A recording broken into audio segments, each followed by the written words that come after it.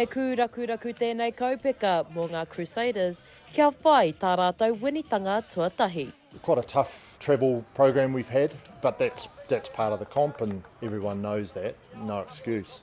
Kua hinga ngā toa whakaihu waka o te wā, te kapa o ngā Crusaders, i te kemu tuatoru o te kaupeka, a ko tā Ropini, i takoto mai te kapa o Fiji and Jura, i te mura o te ahi, ki runga, ki waho hoki, i te whira.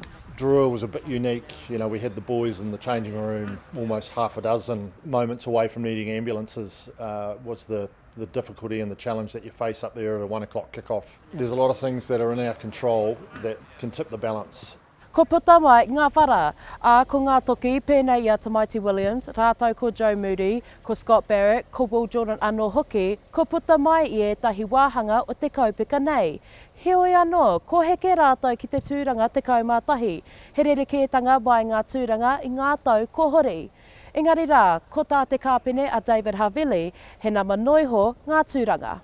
What more of an occasion to have a crack at the top side at the moment, so it's going to be awesome. You know, derby games are great.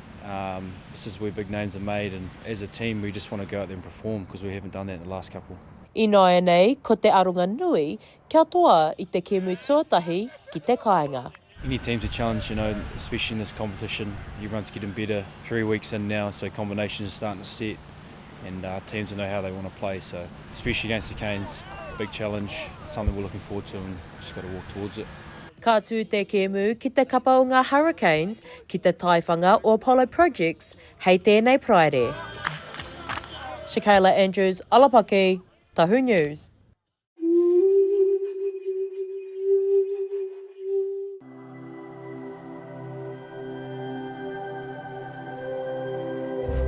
Ko te reo, te take.